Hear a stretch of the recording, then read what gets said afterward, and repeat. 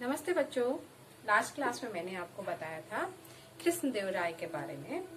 इस लेसन में हम लोगों ने पढ़ा था कृष्णदेवराय के साम्राज्य के बारे में। आज की क्लास की शुरुआत करते हैं बच्चों। आज का टॉपिक है हंस और कौवा। यह एक लोक कथा है, मतलब ये कहानी है। इस कहानी में हम पढ़ेंगे कि कौवे और हंस ने क्या किया। इस कहानी को पढ़ने के लिए बच्चों हमें पहले पाठ को पढ़ना होगा। तो आइए आप हमारे साथ इस पाठ को पढ़िए।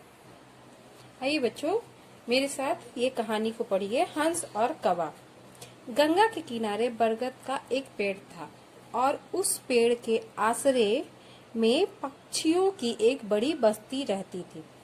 पूर्व में प्रभात हुआ। सारी रात जो बरगद गूंगा बना रहा, अब वह मानो जम्हाई लेकर और आलस मरोड़कर उठ बैठा, जैसे उसकी वाणी का स्रोत फूट गया हो।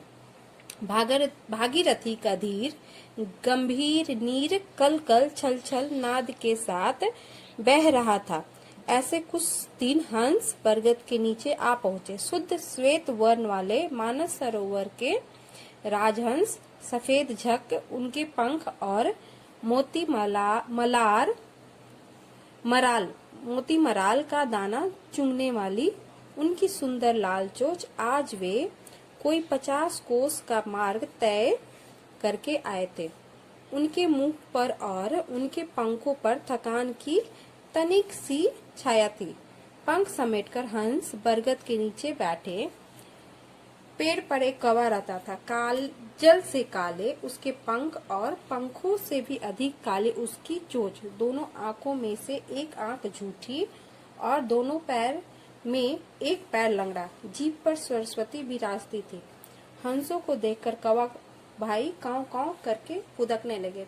कभी गर्दन टेढ़ी करते, कभी कानी आंख घुमाते, कभी इस डाल से उस डाल पर फुदक कर बैठते और कभी अपनी चोंच साफ करने लगते।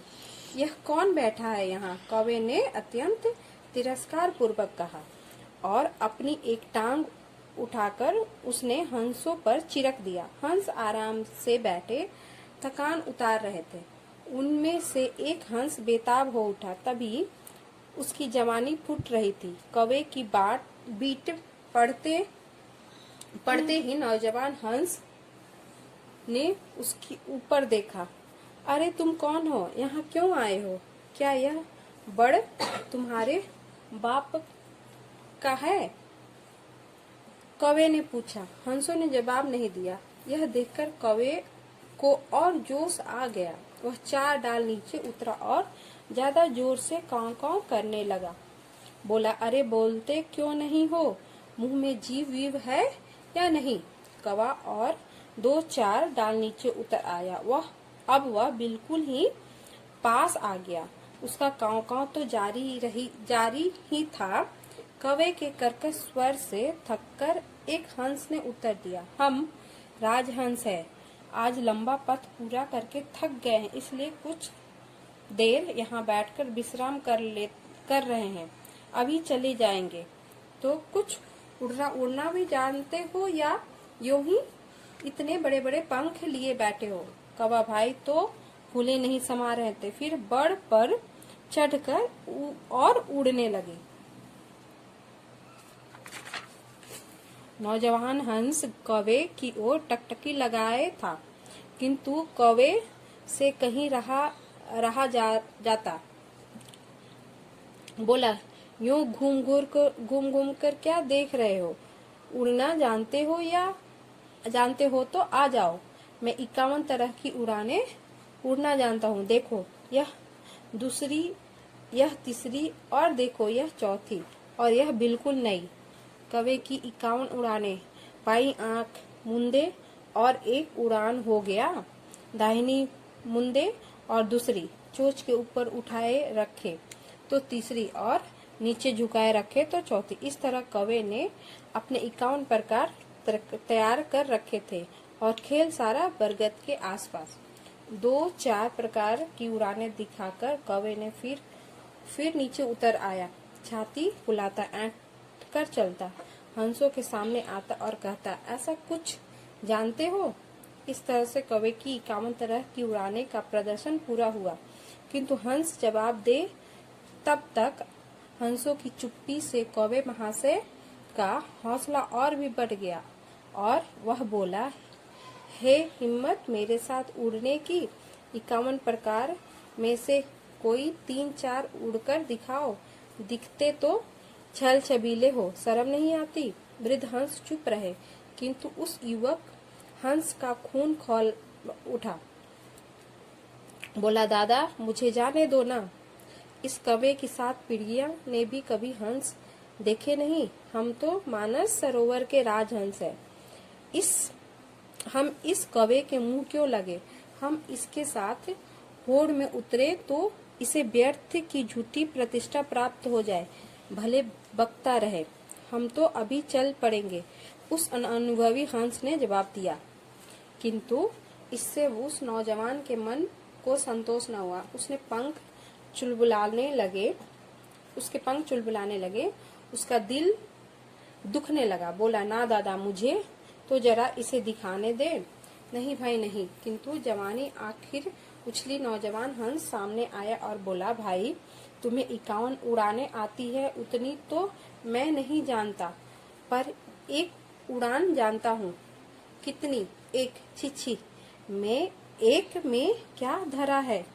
नौजवान हंस बोला, उस एक उड़ान में तुम मेरे साथ उड़ना चाहो तो चलो। कहो भाई छाती फुलाते हुए आगे आया और बोला, एक ही? बस केवल एक? अच्छा तो चलो, एक तो एक ही सही, लेकिन मेरी 51 उड़ाने तो देख ली है ना, एक और 51 का फर्क तो समझते हो ना। और दोनों की एक उड़ान शुरू हुई। टेढ़े तिरछे उड़ने वाले कौवे भाई आगे और धीरे धीरे गति वाला नौजवान हंस पीछे। कौवा भाई का खेल तो रोज बढ़ के आसपास ही होता रहता था, किंतु आज दोनों नदी की ओर मुड़े। दोनों ने गंगा के घुटने घुटने पानी को पीछे छोड़ा और आगे बढ़ गए। कौवे के हर्ष का पार न था। कौवा भाई जोर मारकर बराबर आगे रहने का कोशिश कर रहे थे और हंस तो सहज भाव से उड़ता चला जा रहा था।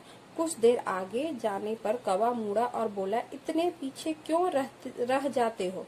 थक गए हो तो कह दो। कहने में शर्म संकोच न रखना, यह तो पानी का काम है। हम तो रात दिन के अभ्यासी ठहरे, हमारी बराबरी क्या? हंस ने कहा, कोई बात नहीं, चल उड़े चले। और आगे कौवा, पीछे हंस। फिर कुछ दूर उड़ने के बाद कौवा भाई बोला, थक गए होगे, चलो अब लौट चले। हंस ने शांतिपूर्वक जवाब दिया, नहीं नहीं, मैं तो तनिक भी नहीं थका हूँ, तुम उड़े चलो, मेरी फिक्र ना करो। आगे आगे कौवा भाई और पीछे पीछे हंस। किंतु कौवा भाई तो थक चला, कोई न कोई बहाना निकालता और लौटने की बात करता। हंस से एक ही जवाब मिलता, उड़े चलो। आखिर कौवा भाई थक गया, उसका दम फूलने लगा और पंख पानी की तरह सतह को छूने लगे। नौजवान हंस पीछे पीछे उड़ता आ रहा था। बोला, कहिए कौवा भाई, भला यह कौन से प्रकार की उड़ान है? यह तो कोई नई ही उड़ान मालूम होती है। कुछ देर बाद तो कौवा भाई के पंख भीग गए और सिर पानी में डूबने उतारने लगा। कहिए कौवा भाई, यह आपका 51 प्रकार तो नहीं ना? यह उड़ान इतनी कठिन क्यों लगती है? बिना प्यास के पानी पीते पीते बरगद के राजा कौवा भाई बोले, भाई यह 51 प्रकार नहीं, यह तो मेरे जीवन का अंतिम प्रकार है। राजहंस को दया आ गई। वह फुर्ती से कौवे के पास पहुंचा और उसके अपनी पीठ पर बिठा लिया। हंस ने बोला, भाई मुझे तो यह एक ही उड़ान आती है, अब जरा देखो मेरी यह उड़ान, अच्छी तरह जमकर बैठना। और हंस तो उड़ा सो उड़ा। हिमालय के शिखरों को पार करके मानसरोवर तक पहुंचने वाला राजहंस गंगा के घाट को चीरकर उस पार पहुंचा और वहां से एक लंबा चक्कर लगाकर कौवा भाई को विशाल आकाश दर्शन कराता हुआ वापस बरगद के नीचे आ गया। हंस को नीचे उतरा देख कौवा भाई की जान में जान आई। आखिर कौवा भाई तो कौवा भाई ही ठहरा। हंस ने जमीन पर पैर रखा, इतने में तो कौवा कांव कांव करता पीठ पर से उतरकर पेड़ पर पहुंचा और बाद में बरगद की उसी डाल पर से वो एक बार फिर से हंसों पर चिरक दिया। कुछ देर बाद राजहंस उड़ गए। बच्चों, इस कहानी में हमने पढ़ा कि कुछ लोग बड़े बोले वाले होते हैं, मतलब सिर्फ बातें करना जानते हैं और काम कम करते हैं, और कुछ लोग गंभीर रहते हुए भी काम सही समय पर अपना कला को दिखाते हैं। बच्चों, इस कहानी में हम लोगों ने शब्दार्थ पाया। आइए मैं आपको शब्दार्थ सिखाती हूँ। शब्दार्थ है प्रभात। प्रभात मतलब होता है बच्चों प्रातः काल। जमाई, जमाई का मतलब होता है अंगड़ाई लेना। धीर मीन्स दृढ़। नीर जल पानी। मराल मीन्स हंस। फुदकना कूदना। बेताब का मतलब होता है व्याकुल। चिरकना मीन्स मल त्यागना। बड़ मीन्स बरगद का वृक्ष। पथ रास्ता मार्ग। टकटकी मीन्स घुमाना मरोड़ना। हौसला हिम्मत। छैल छबीले सुंदर। होड़ मीन्स सर। तनिक मीन्स थोड़ा। सतह मीन्स ऊपरी भाग। फुर्ती मीन्स शीघ्रता। घाट मीन्स किनारा। झक मीन्स उज्जवल चमकीला। चुलबुलाना मीन्स चंचल होना। चुगना मीन्स चोच। आज मैंने आपको बताया पाठ पढ़ के और इस कहानी का अर्थ समझा और शब्दार्थ, ये सभी को आप अच्छे से अभ्यास कर लीजिए। धन्यवाद।